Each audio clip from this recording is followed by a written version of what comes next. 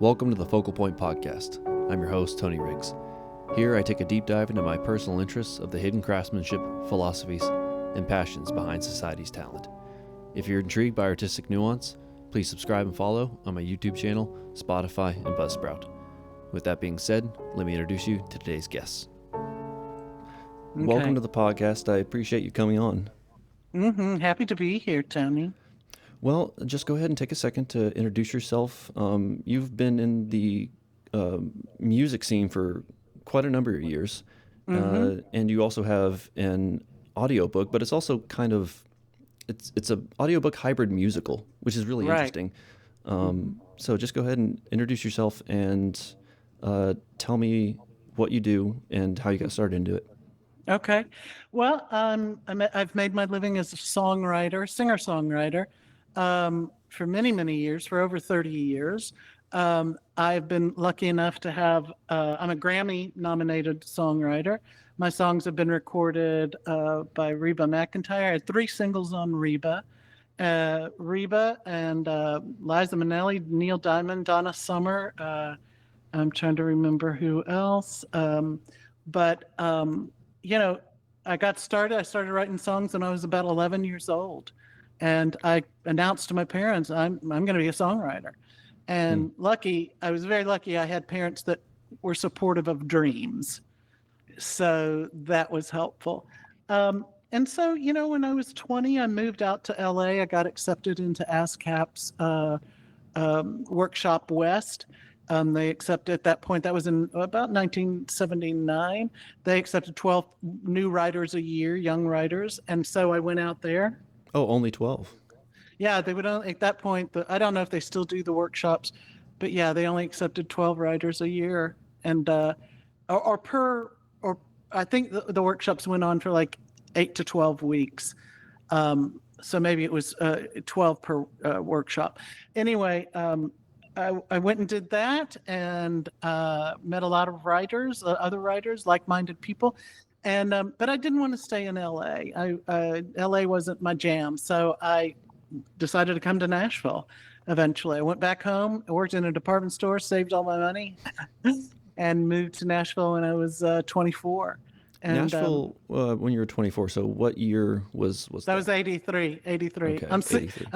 I'm about to be 67 in about 10 days, 10, 15 days. Oh, well, early happy birthday. Thank you. So I came here. I was a little reluctant because I don't really write country music.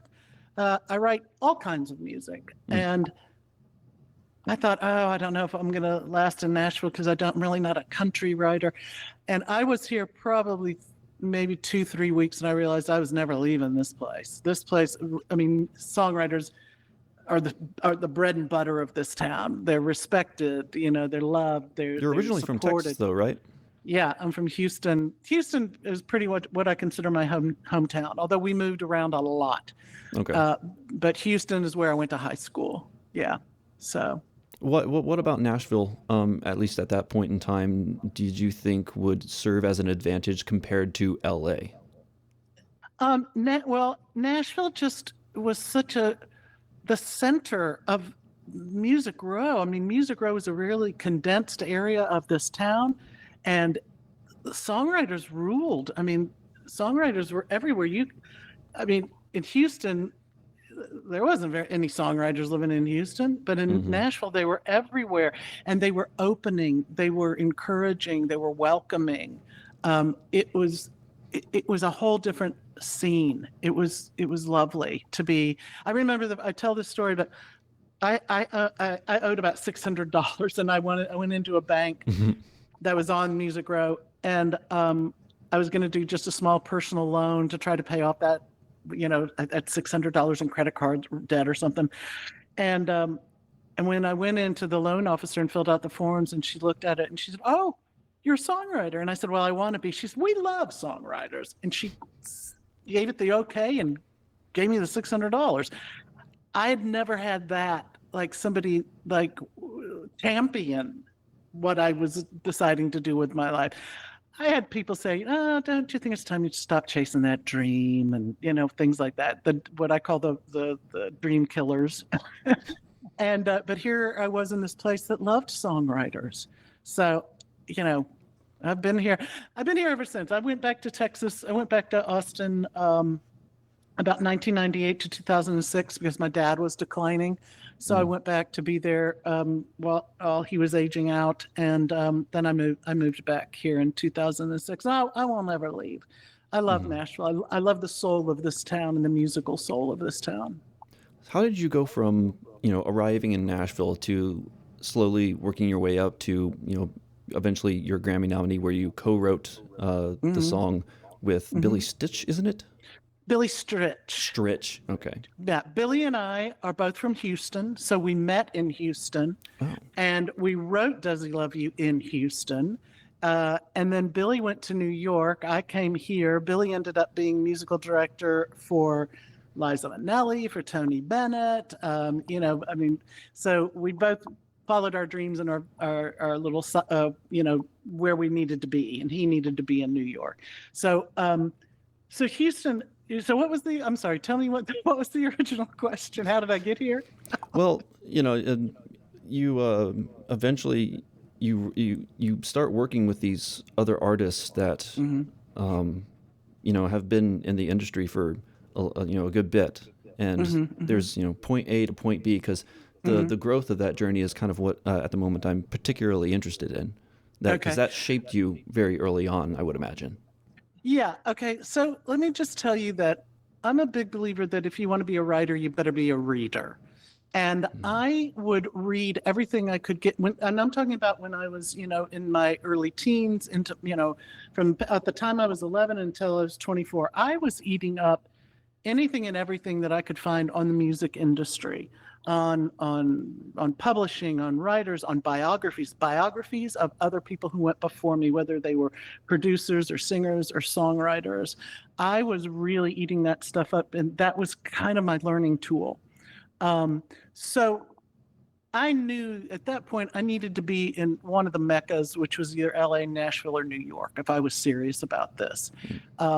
And so I picked Nashville thinking I wouldn't last because I didn't write country music.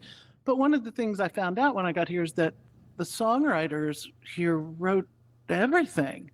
They didn't just write country. They wrote everything. When you'd go to a writer's night, you would hear the guy that wrote, this hit song that was recent, and then you'd hear all the other stuff he was writing. So everybody was just writing. So anyways, here in Nashville, I don't know what it's like these days, but when I got here in 1983, it was all about, what we call meeting and greeting and gripping and grinning, going out, going out to the writers' nights, being seen, being heard, meeting people, schmoozing. People call it schmoozing, but that was really important because you wanted to get into the inner circle of Nashville. I mean, Music Row at that point was only 2 streets, 16th and 17th Avenue. Now it's bigger now, but at that point, you wanted to be in that inner circle. I got a job at a department store, and I kept my ear to the ground, I wanted to work on the row because that was how I was going to get my foot in the door. I didn't tell anybody I was a singer or a songwriter. And lo and behold, I hear about a job opening at MCA Records, which at that time, MCA was the most successful label. And I went down and applied. And I'll never forget that Jim Fogelsong, who was the head of MCA Records, a lovely, lovely man. You won't hear anybody say a bad thing about this guy. And I'll never forget that Mr. Fogelsong, he was a singer himself in the past, and because of my voice, my tone of my voice, he said, you've got a very rich speaking voice. Do you by any chance a singer?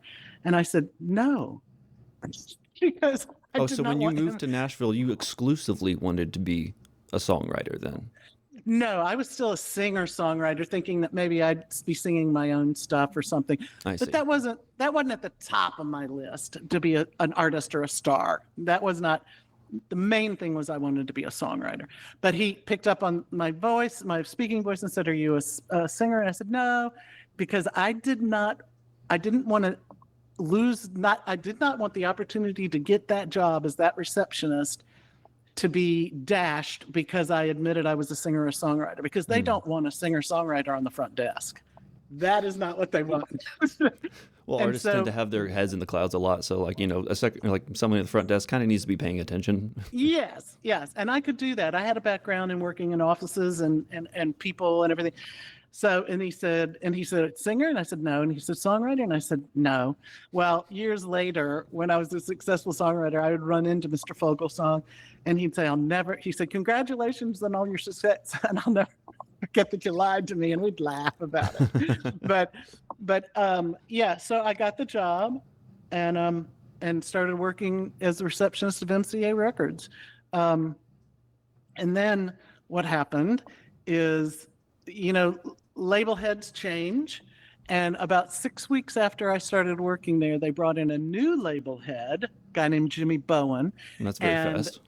Yeah, well, Mr. Fogelsong had been there for years and years and years and years. So like I said, I had been the receptionist there for about 6 weeks when Jimmy Bowen came in as the new label head, and I got fired. Everybody got fired. Because he wanted his own crew, his own new crew that only had allegiance to him. Oh, goodness. It's very common. It's very common. So anyway, hang on. I'm getting my water. I'm swiveling on you. Cheers. So because of that, I got severance. I got health insurance for like 6 months, whatever. And that freed me up to now really go after pursuing my songwriting. Blessing in disguise. It was a blessing in disguise. And I met a lot of lifelong friends working there, So that's, and then I started from there. I got my first staff deal as a songwriter. That lasted for a while. I left that, and then I went on to another staff deal. And I was with that company for almost 10 years. And I still work with that company. They administrate a lot of my stuff, and they administrate all of the new stuff on the new audiobook musical, which I've coined the term boozical. It's an audiobook musical, mashed them together, and I call it a boozical. So. Those, I think, are actually picking up in terms of it being a trend, because I was talking with a composer that I had on, I think actually last week. That episode still has yet to come out. And a lot of these audiobooks are starting to become similar to how like old radio shows when they would narratively tell the story on the show as if it was happening live, like War of the Worlds or something like that. Right. Mm-hmm. And it was really, it's interesting because a lot of the art industry right now it's in a weird spot. It's pivoting. Mm-hmm. Like the margins aren't there like they used to be. And people are trying to figure out what they do, and then suddenly now we got AI coming around the corner, which is that's throwing a whole wrench into the works. What would you describe? How would you describe the music scene currently compared to when you first showed up? Well, I tell you, I may be the wrong person to ask, because I don't have my fingers in that pie as much as I did 30 years ago. It has changed quite a bit. I know that staff deals are fewer and farther between, whereas when I got here, that was your whole goal: get a staff deal at a publishing company. I think, I have to say, I don't know how the young songwriters are paying their bills, because streaming doesn't pay very much. When you've got, millions of streams, it doesn't pay very much. So I don't know. I mean, I would be really sad to see if a lot more people use AI to write a lyric. For sure. I'm a predominantly a lyricist first, and I can sing, and I do drive the melody a lot when I'm working with my co-writers. But I would just hate for it to be dumbed down by something like AI. I mean, I think there are certain aspects like we call it Chat GPT. Mm-hmm. That can be utilized in some really great ways. But would I ever use anything like that to write a lyric? Hell no. I think, like I said, I think it's a lot tougher for the new songwriters as far as just paying their bills. I don't know how they're doing it. I don't, and I don't. At this point in my life, I don't go out to a lot of writers' nights and stuff like that. Whereas I used to go to those things all the time. Those were so important to get connected, to meet other writers who you might be working with, to get to know who they may introduce you to. Before the internet. Yeah, before the internet. I mean, that was, the internet changed a lot of stuff. And there's some good ways. I mean, you can announce a gig, by just hitting a button and sending it out to, 1,000 of your closest friends. But back then we had to do mailers and all kinds of stuff, go around stapling little things to telephone poles all over town. So I'm glad I don't have to do that stuff anymore, to tell you the truth. Well, I think about when I think about gigging, I'll just say this. I had a 10-piece band and full horn section and background singers, and we would gig about every 8 to 10 weeks we'd do a gig, and it would be standing room only. And we wouldn't even start singing. The night wouldn't even get kicked off until 10:30 at night. And when I think about that now, I think, oh my God, I wouldn't want to be doing that right now, starting the whole performance at 10:30 at night. That's when I go to bed personally. Thank you. I've already been watching BritBox for a couple of hours by that time. So what aspect of songwriting do you think artists today would benefit from either implementing more or paying more attention to when it comes to structuring their lyrics? Good question. When I listen to new stuff, and there are a lot of writers that I like, new writers and songwriters and stuff. My playlists are very diverse, but I'm always wondering, like, I don't like when they really are forcing a rhyme. I don't mind off rhymes, but when the rhyme is so far from where it needs to be, but the guy has said it with a weird tone or weird accent, or the singer has said it in a way that they've forced it to make a rhyme. It's like somebody saying, okay, I'll give you an example. If somebody said, if they're trying to rhyme door, no, that didn't right.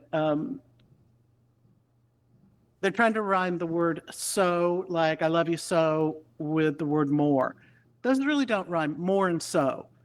But if the singer says, I love you, Mo, the rhyme has worked, Right. So I see a lot of that cheating rhyming going on, and that can make me a little crazy. And there's a lot of ad placement in songs. There's a whole lot of stuff in, mentioning that kind of stuff. When I was writing, if you had the word damn or hell in a song, forget it. Nobody was going to cut that. Nowadays, there's a lot more license with the language that is used, in song lyrics. Do you think like because songwriting it's very poetic, or at least in country music, it tends to be more poetic because that particular genre lends itself to being much more of a storytelling format. Yeah. Do you think when it comes to songwriting, that some artists fall into a pit hole of making it too poetic? That way, the music that accompanies it later on just can't quite extract or time the music in a particular tempo or something like that in order to actually make it work. Do you think people go overboard with it? Well, I taught songwriting classes for many years at various places, workshops, Nashville Songwriters Association, etc. One of the things I believe as a writer, my style of writing, is that the lyric needs to be conversational.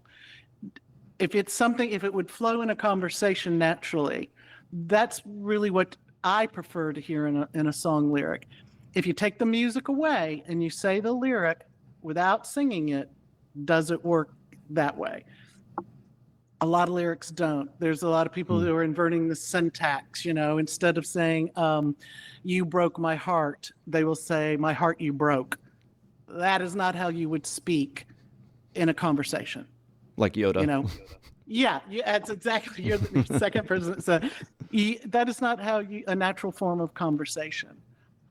So I like it when the lyric is very conversational. And in other words, it doesn't have to be attached to the melody to make it make sense and work. Yeah. I've had writers want it to be very Shakespearean, but I have a couplet here, and I'm like, just walk away from that kind of lingo and just try to write the lyric, write what you feel, write what you're thinking, and then go back, and you can start figuring out the what words you can do without, what words you need more of. I'm a word counter. If I've used a certain word too many times, I start figuring out how I can not use that word so much. Immediately starts Googling synonyms. Yeah. Well, it's funny now. I do sometimes use a website called Rhyme Zone, but when I was starting out, we didn't have anything. And then when I was probably in my late 20s, early 30s, I discovered a rhyming dictionary, and that was very helpful. If nothing else, it helps you step away from maybe what you're locked into, and it kind of offers up some other ideas and opportunities, which will make you think outside the box you've been in. So, I see. Does your personal sense of creativity thrive more in solitude or in an environment of collaboration? Well, I never really did much co-writing until I moved here. Nashville is a co-writing town, but so I don't really write solo anymore. I prefer to write with someone who's on the keyboard, someone who's really good at the piano, because that's just a vast opportunity of chords and everything. I do write with guitar players, but normally I lean toward my piano playing co-writers. And I think just a specific chord will take you into another place, maybe with your word choice or what needs to be said there, because the chord maybe be lush or romantic or whatever, and it'll change your train of thought. So I prefer to write, but when I'm actually sitting there working on lyrics and stuff, I don't want my co-writer around. I just want to go work and get it done and then come back to them and say, here's what I'm thinking. And because I'm a singer, I normally know where the melody will need to change or get bigger or get whatever, it needs to match the word message, the lyrics, message. I don't know what I meant by that, word message. That's a new way of putting it. Well, when you're writing a song, obviously you have some type of melody or chord progression in mind when, you're structuring the lyrics in a particular manner. Mm-hmm. How do you know that the song that you're currently writing is going to be carried more by the chord progression when it comes to the listening experience, or by the message of the lyrics? Well, I think they have to be hand in hand. They're so important that they be. I mean, that's a marriage of the words and music is a serious marriage there. The first thing I think about is, like, if I come up with a song idea, a hook. First thing intuitively, I'm going to know what style of music I need to be thinking about. Is it up tempo? Is it mid tempo, or is it a ballad? There's your first choices. Is it and then when you figure out that, then you need to start thinking about what style. Is it R&B? Is it a shuffle? Is it country? Is it pop? Is it what your style is? And so I start breaking it down like that mentally, and that kind of guides me. Did that even begin to answer your question? Yeah, it was more of a vibe question. Okay. I've noticed in some of your work when I was preparing for this podcast, some of your work carries a particular sense of, like, quiet grief. Interesting. Why do you think that is? Like, give me a peek. That is a really good question, and I love that term, quiet grief. That's wonderful.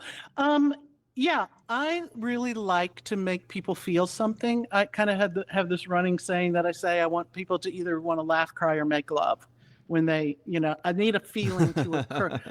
I want a feeling to occur when somebody listens to one of my songs. I've had people say you're very raw in your lyric. I don't think I'm that raw. I think when I say raw, I just mean open, vulnerable. I do like to be honest. I only write about things I know about and I feel like I can represent. I often say, you're not going to find me writing a song about winning a gold medal in downhill skiing because that's never happened. But A Quiet Grief, that's interesting because, there is on a few of my songs. There's a song called Childless that's on my Pushing 40 Never Married No Kids album, which I did about 25, 30 years ago. And a lot of people respond to that song because a lot of people can relate to not having children. And that song gets pointed out a lot. But that's how I was feeling that day. I thought about it. I thought about all my friends who didn't have children, and I came up with the idea and I started working on it. And I always try to write from my personal experience. The other song you may be talking about is She Thinks His Name Was John, which is about a woman dying of AIDS. That was a controversial song, I think, once it first came out, right? Yeah, it was, because nobody had done a song about HIV. And that song came about because my brother died of AIDS. He had gotten HIV through a blood transfusion. And I put myself in his place. Like, what if I had gotten that news? He was 29. What if I had gotten that news at that age? I was about 25 when he died. And so that is how that song was born. I could relate to his predicament because I had watched him go through that. I'm sorry to hear that. That's rough. Yeah. Especially to experience that type of loss at the age of 25. Yeah, and he was, like I said, he was 29, almost 30. He was 2 weeks before his 30th birthday. He had been battling testicular cancer, and he needed a blood transfusion, platelets, and that's why he had gotten the blood transfusion. So, but it was a history-making case because it was the first time they realized that HIV could lay dormant for over 2 years. At that point, they thought HIV could only lay dormant for 2 years. I see. And with his case, they discovered it could lay dormant for at least 5 years because he had the transfusion 5 years earlier. But anyway, so that song was born, from that. And that was a very powerful song. That song was never meant to be a single. I had Does He Love You? I had 3 singles on Reba in a row. Does He Love You? Why Haven't I Heard From You? And then She Thinks His Name Was John. And Why Haven't I Heard From You was what they were promoting, and the label was behind and pushing up the charts. And then the DJs started playing John because at that time, 1994, AIDS was so in the news and the headlines, and the radio station started playing it, and it started getting legs of its own. And they had to make a decision: do they get behind it, or do they just not push it and know it would go away? And kudos to MCA Records and Reba McEntire. They chose to get behind it, and they continued to promote the song and get behind it. And I think it went to number 5. And it was the first song about, HIV that anyone had ever done. And, it's not your typical radio song. It's 3 verses. There's no repeating chorus. It doesn't have a happy ending. It's one of the few story songs that I've ever written. I'm not prone to write story songs. And I wrote it all around the target of HIV and AIDS. I purposely, in my mind, mentally, had a bullseye, and in the middle, the red target was the subject of HIV and AIDS. I wrote all around it lyrically. I purposely never used the words death, dying, ill, sick, AIDS, doctors, medicine, HIV. I never used any of those words on purpose because I was painting the picture of the woman's situation. I didn't want to be so obvious in the message. Reba performed that song beautifully, I think. Like, I don't know what it is about her voice, especially when it comes to some of the songs that I looked up that you've written and that she's performed for. Do you have when you're writing, do you think about maybe who this song is going to be sung by? No. You don't? I don't. A lot of writers do. A lot of writers do what's called target writing. They know that certain artist is going into the studio in 3 months and they're looking for stuff. I mean, we used to get pitch sheets, so we knew what artists were looking and normally what they were looking for. I never did that. I just would try to write a great song and hope that it found and I hoped it would find its home. I didn't like target writing, quite frankly. To me, that was putting me in a box and giving me a bunch of rules. And even though there are rules in songwriting, my philosophy is learn all the rules and then forget them, and then go. Just let them be unconscious. If you break them, or whatever. Let them be there to be some guardrails, but don't live by them. My goodness, if everybody did that, we wouldn't have some of the greatest, most wonderful songs in the world, that went on to be classics. But yeah, I never did that. Every once in a while, my publisher would say, "Hey, so-and-so's looking, why don't you try to write something for so-and-so?" And it would be an artist that was so not my natural inclination. Can you give me an example? Well, it would be somebody who was really, really well, and this, when I say this, please let me just precursor this by saying I love bluegrass, but I don't write bluegrass kind of stuff. So if it was an artist who was solid bluegrass, that's not something I listen to and it's in my ear a lot. Although I have a lot of friends who are, really great bluegrass players. Yeah, so I've never been good at that kind of target writing, is what I call it. Yeah. What would you? But I'm a rebel, Tony.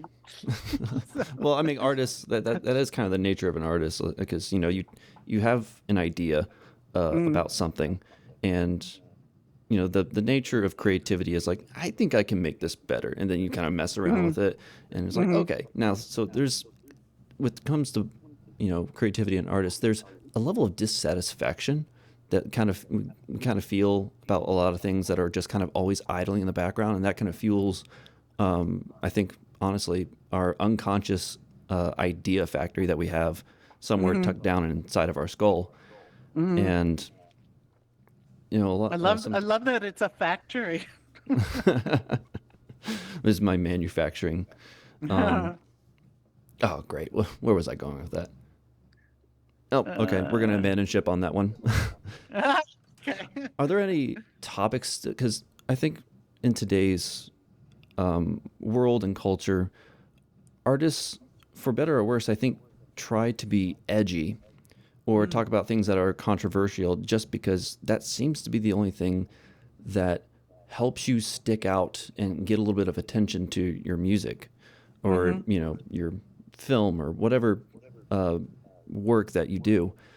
Are there any topics that you think should be off limits for commentary for artists? Because the nature of art is to either point things out or relay your experience about something. It's either personal or very, third party objective commentary. What do you think? I think a writer is a writer. I don't think you can put a governor on that, so to speak, of telling people what to write about and what not to write about. If they write about something and people don't agree or like it, it's probably not going to do anything. So, as far as topics, I tended, and I still do, I write about something that I can relate to. That is an experience that's been in my life. So I'm not, like I said, I'm not going to write about winning a gold medal because that's not part of my story. But I do see a lot of times, I do think a lot of times I think that there's writers, and this goes for TV writers, screenwriters, everything.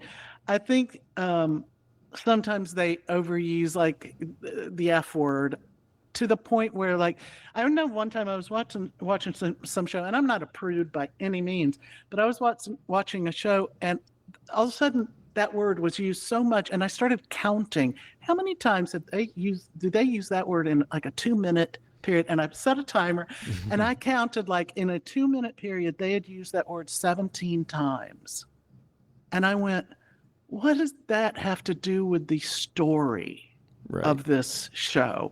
That has nothing. If you stripped it of that word, the story should still be able to hold up without all that. So I do think that sometimes that when, like, if a song has already got the explicit mark on it in the whatever place, the music platform, I think, okay, now I have to listen to it just to see if it's valid use of the word. And normally it's not. So sometimes there it is. I will tell you that. Well, recently you released your audiobook, which is a very personal thing to you. Tell me a little bit about that. Okay, well, Waiting, My Life If It Were a Musical. I had gotten out of a bad relationship with a bad boyfriend, and I wanted to go somewhere healthy. Just to get out of town, and a friend told me about this wonderful place that was it wasn't a high-end health spa. It was more, I referred to it as a diet college. It was kind of a place where you could go, you could be healthy, eat healthy food, work out, And I went to this place, and it was just wonderful, and the people there were so interesting. And I stayed there for about a month, I think. And when I left, I was thinking, man, what is this? There is so much fodder here that could be germinated into something else, a musical or a book. What is this place? And at first it was going to be just a straight ahead musical. I have a background in theater. That was my major in my 1 year of college. And I started thinking about it. So fast forward 20 years later, I finally finished it as an audiobook musical, the Boozical, that's what I call it. And, it's a 5.5-hour listening experience, and it's all about people's relationship with their bodies and with food and with dieting and the seed that planted those relationships. So it's about 28 chapters and 21 original songs, and they're interwoven through the audiobook. So that's like 2 albums. Yeah, it's a lot, because a lot of the songs, I've harvested a few songs from my old catalog, I think like 4 or 5, but everything else was written specifically for the storyline and for the characters and stuff. So I just kind of take you on a journey of this place that I went to and the people that I met and their stories. I also talk a little bit about my life, growing up with a mother who was a model and, controlled her food very much. But then my father and I were, oh my God, we were foodies, and we loved to cook, and we loved to talk about food and wine. And my mother that had to have drove your mother insane, like all those smells coming out of the house, just like, yes. Well, and she hated, and I talk about this because a couple of the chapters don't have songs attached to them, and they're about my personal story. There's one called Easy Bake Oven Lovin', which was you may be too young to know about an Easy Bake Oven, but it was a I remember. You do? Okay. I was on the edge of that. I was right on the edge of that. Okay. Well, I remember when I got my Easy Bake Oven. I mean, it was like a Christmas miracle. And I talk about how baking with this toy oven in my room was so much fun. But my mother would hate it when my dad and I went to the grocery store together, because we wanted to experience new food and try things and buy things, and yeah, that wasn't her jam at all, to make a food pun. That was not her jam. But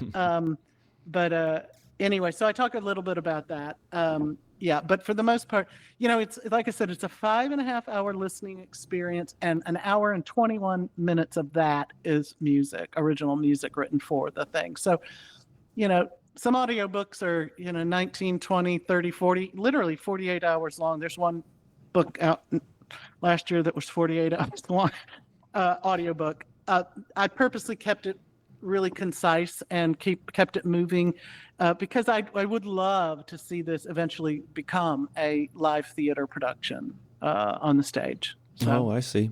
What kind Yeah. of have you written any works that have ended up in theatrical productions? no, mm-mm. No, I New sure bucket list haven't. item. I think, one time, Childless, that song I referred to, Jason Alexander, who is an acquaintance, who was George on Seinfeld, he was doing a benefit show somewhere in LA, and Jo Beth Williams, the actress who was in Poltergeist and everything, he had her sing Childless. So that's the only thing I can think of. Which one of my songs ended up in a theater production. And that was probably 30 years ago. How long did it take to go through the recording process for the book? Well, that took over a period of about 3 or 4 years. Oh my. Yeah, just the music alone. And then I'm recording the narration because I'm the narrator. So now Right. we're recording the chapters and everything.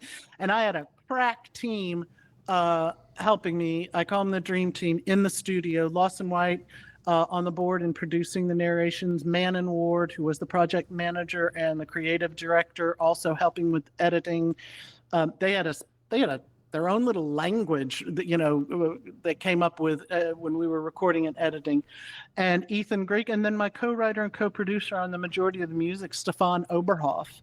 So once I got those people in place, we were like a fine-tuned machine running and rolling. And I'm going to say, Manon is actually sitting right here. I'm going to say, Manon, what the recording and narrations, 2.5 years? Yeah, we started October. Yeah, about 2.5 years to get all the narrations. And while I'm recording the narrations, then we're also working in the studio, the other studio, recording the songs and getting all the vocals done. I hired over 100 people on this book, and that's engineers, musicians, background singers. How many of them got fired and you had to replace them? That's a lot of people. How many people does it take to do that? I will tell you, there's only one person I had to walk away from during the work. That everybody else was a true pro and worked thoroughly. Wow. Yeah. But again, we're in a town where this is everybody's business, and people, they take this seriously. Mm-hmm. Music and being in the studio, that's the jam there. And I don't know if you know this about Nashville, but sessions always happen at 10, 2, and 6. So anytime Exclusively, or just as a rule of thumb? as a rule of thumb, if you're gonna book the studio and book the musicians, most of the sessions are starting at 10.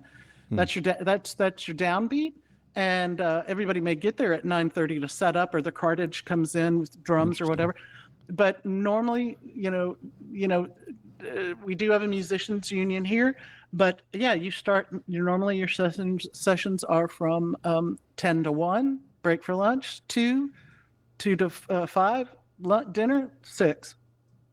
So normally when you're booking a session, you're booking 10, 2, or 6. And I always preferred for 10 a.m. to start early. I didn't ever. Are you an early bird? Do.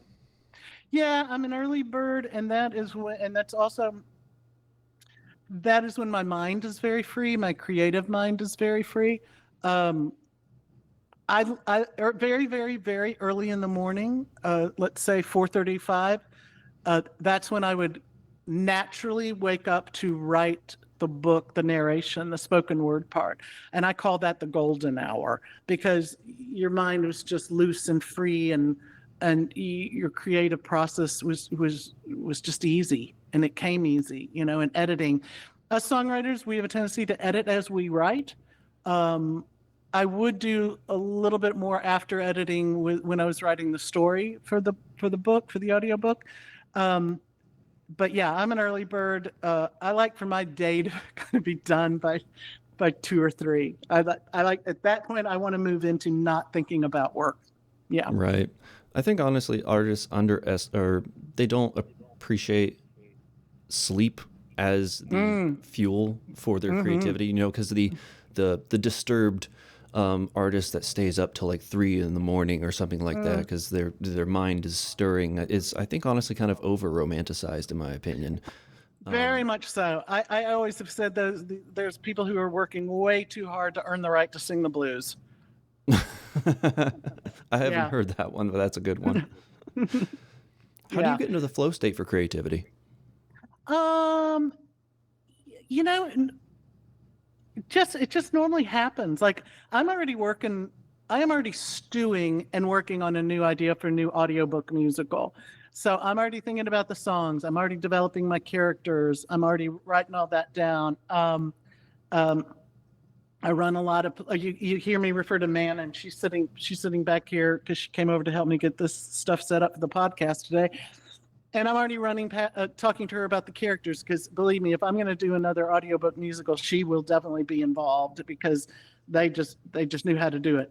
But so I'm not in a hurry to get this one done because we're still promoting and work and getting, you know, dealing with having this, the current one. It was just released in the latter part of June. So we're still doing promo and press and stuff on it, but I'm already starting to work on it and I just kind of let it flow.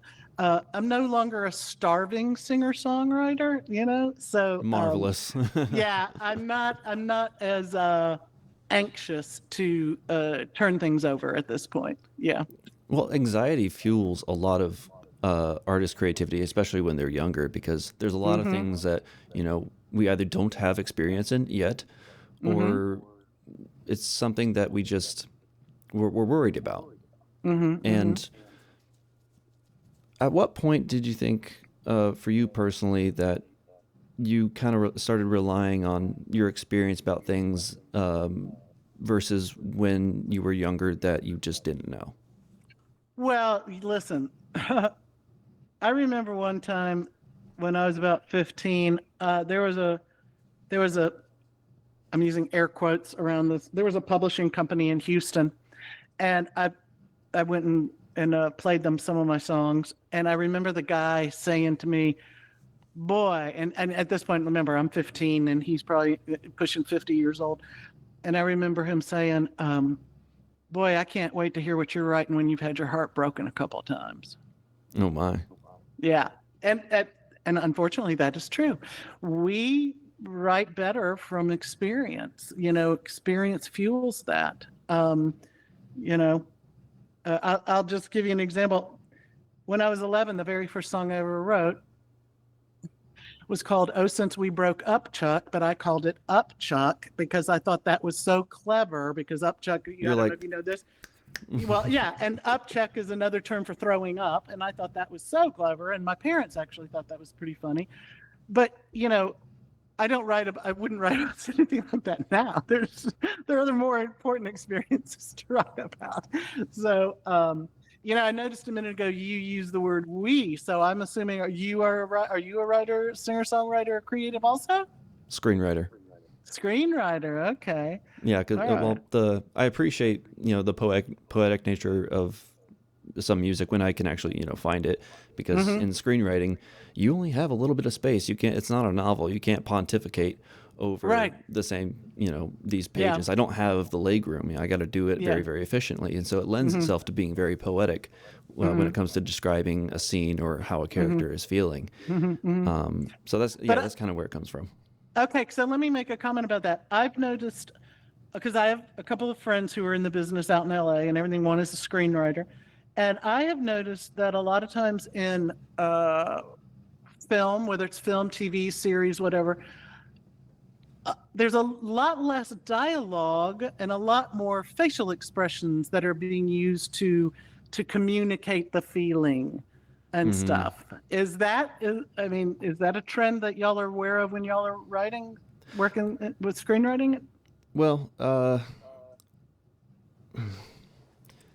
it depends, because see, that's a good question.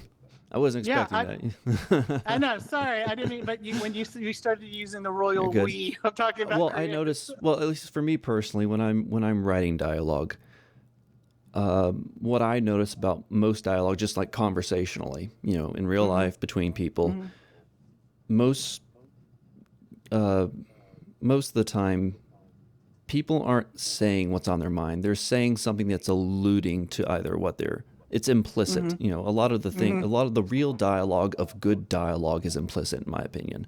It's only in like very particular scenes or parts of the story where the character is like at a breaking point where they just say it overtly, exactly. So I like to save on point dialogue for very, very special moments. And I think honestly a lot of movies nowadays, it's very on the nose. And I don't know why necessarily that is, because if you go back older to older films, particularly, and I mean older films like 30s and 40s, 1930s and 40s, all of those writers were coming out of theater, where it was very, very, And it was, the dialogue back then was beautiful in its own way because of the way literature used to be written and how theater used to be experienced. But nowadays, a lot of people don't necessarily read as much as they used to. So it definitely,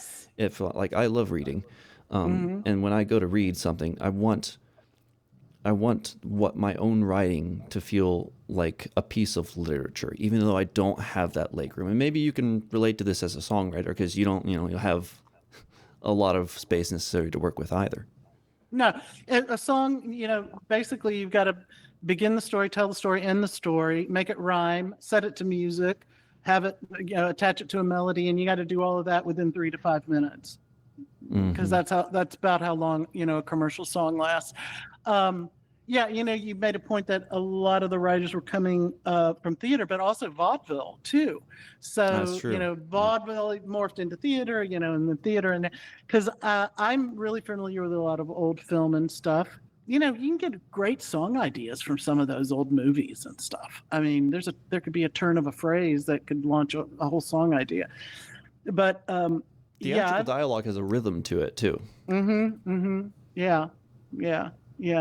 I love a lot of the old black and white films too. There's not a lot of distraction with the color and the stuff when I think the dialogue can be a lot better in those old films. What do you think in the music industry nowadays is missing from lyrics? Wow, I don't know. I've never had. That's an interesting question. I said this earlier, but I like it when a song makes me feel something. Now, that can mean it makes me, like I said, laugh, cry, or want to make love. One of those things.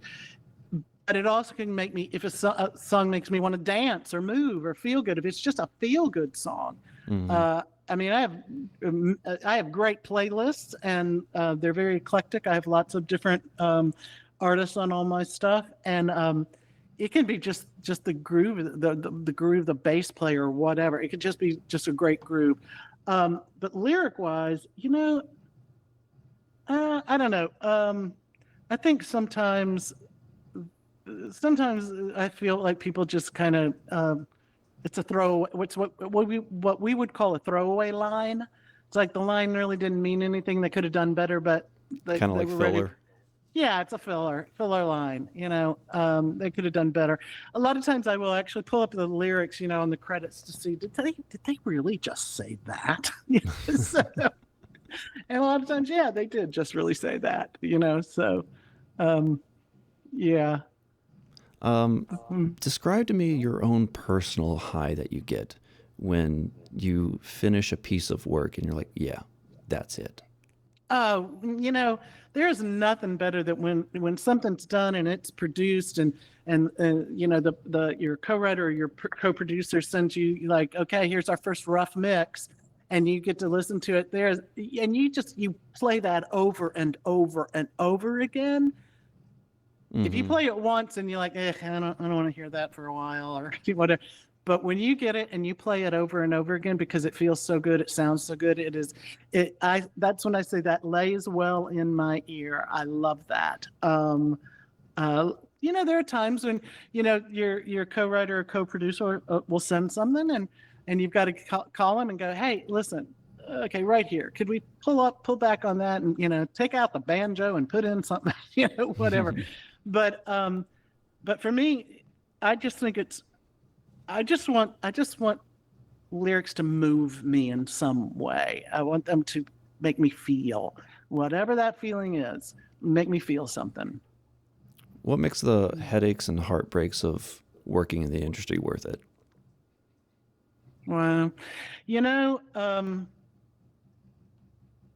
this is a job I would have done whether I ever got paid for it or not. It was my calling. It was what I wanted to do. I was making up songs and paying attention to lyrics and songs since I was a child. I remember my first 45 that my parents got me was Elvis Presley's "Don't Be Cruel," and I like that song. Great song. I want to say that it was released the year I was born. I was born in 1958. So I remember being about 5 years old when I got that record. I was always, music was always glued. It was a glue in my life. So, I moved here to Nashville. I pursued this dream of being a songwriter, knowing full well I may never be able to pay my rent with it. You had realistic expectations. Yeah, that's why I always had a job and worked in a department store, and at one point I worked for a pet food manufacturing company. I always knew I could pay my rent because I was good at getting jobs, and I was reliable. But I was always I don't think, it's funny, if I hadn't had gotten my success when I did, I was about 32, 33 when I had my first number one record. I don't know what would have happened if that didn't happen when it happened. I don't know. I would probably be still working at a department store waiting tables or something. I don't know. Are there any pieces of your work that you wish was more well known or appreciated? Well, let me tell you, every songwriter. All of them. Yeah, exactly. We all have songs in our catalog that we wish found the light of day. Yeah. But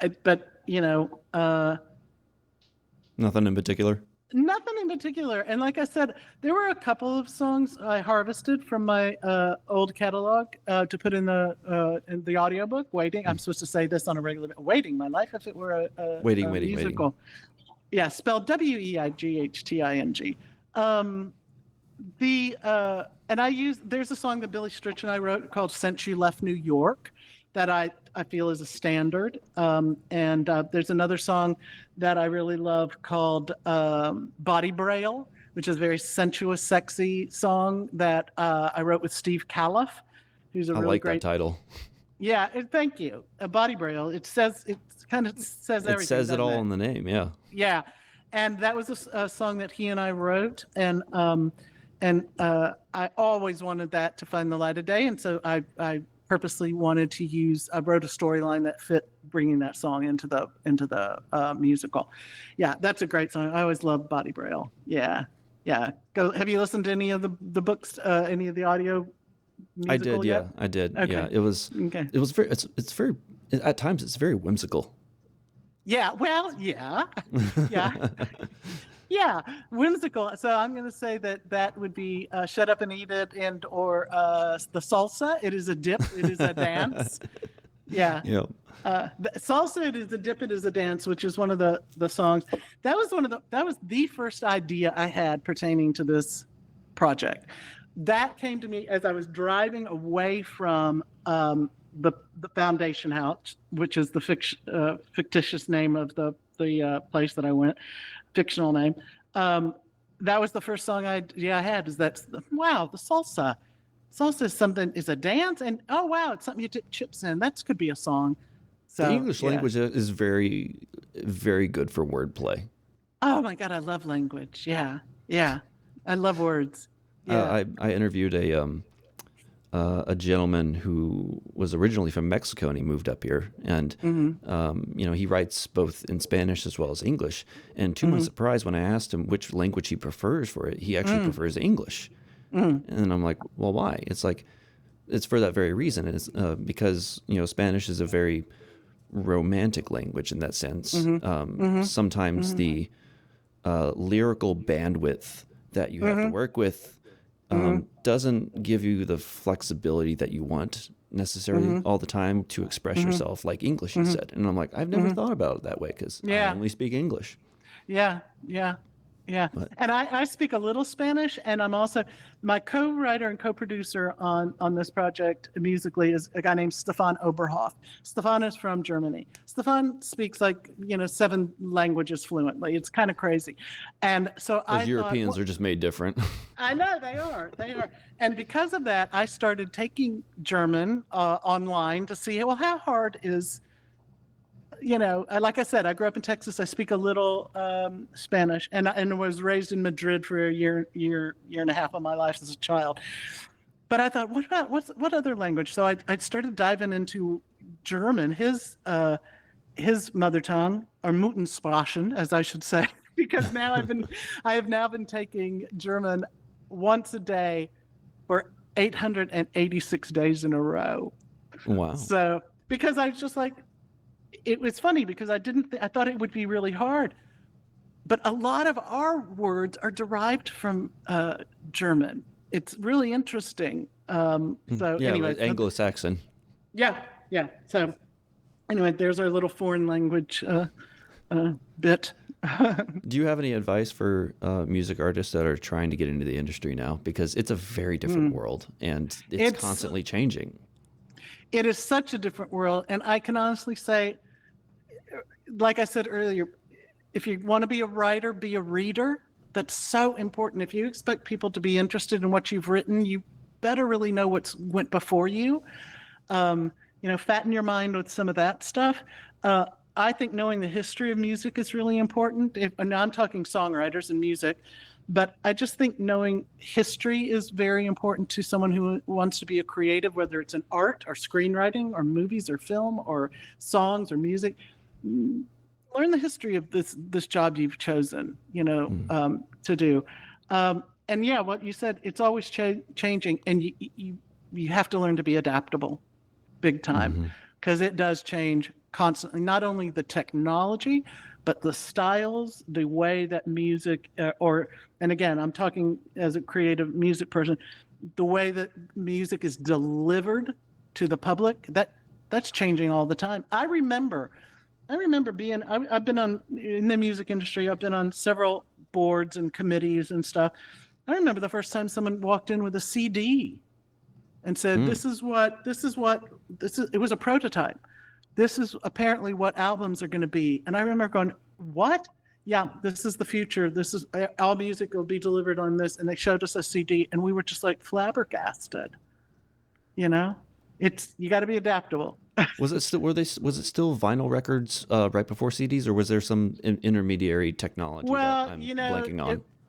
It went from 78 records to 45 records to 33s, which are LPs, and then cassettes and cassettes, right? I forgot. Cassettes, and then for a while, everything on our catalog at our publishing was on DATs. That didn't last long. And then CDs, and now you just hit a button and send the file, online. So, but when I started, you had to go hand deliver your stuff on a cassette. Right. Yeah. And you had to have a copy of your lyrics in there and the cassette. And you were only allowed to have 3 to 5 songs max on the cassette. Yeah. I was born in 97, and I vaguely remember cassettes still being used, and some of the old or the older technology in cars, they still had a cassette player. Yeah. Along with a CD, and I vaguely remember that. I don't know why I blanked on cassettes. I don't know, but and now they come. I have one system here in my house that's in the garage, but it plays CDs, it plays cassettes, it plays 33s, it plays 45, it plays every genre of music delivery. And the only reason that I keep that machine is for that reason, because now vinyl, they keep trying to bring the vinyl back, so, and people are pressing vinyl again, I know so, some people personally that collect vinyl records. Yeah, There's a couple stores here. I got rid of all my vinyl. I got rid of all my albums. I inherited my parents' collection of 78 records, which was all jazz. And so it was anywhere from the late 20s, early 30s up until 1945, 50. And I had over 778 records. And I finally emotionally broke up with those, donated them. What do you think is the best format to listen to music on? Is it vinyl? Well, like I said, I haven't listened to anything on vinyl in probably 20 years, 15 years at least. I love the fact that everything's in my phone. I'm one of those people that loves that I can build a playlist and play it, So I like the ease and the accessibility of the digital delivery. Sure. Yeah, I have to say. Because a lot of people my age are there's always a period, every like 5 or 10 years where something gets romanticized. Yeah. Previously, and then it becomes like a niche hobby and something like that. But it's interesting to hear your perspective, because you're like, no, my phone's the best.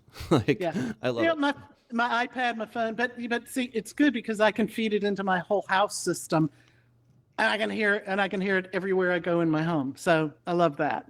Yeah. So, all right. Well, Sandy, it's been a pleasure talking with you. Where can people go to find your audiobook?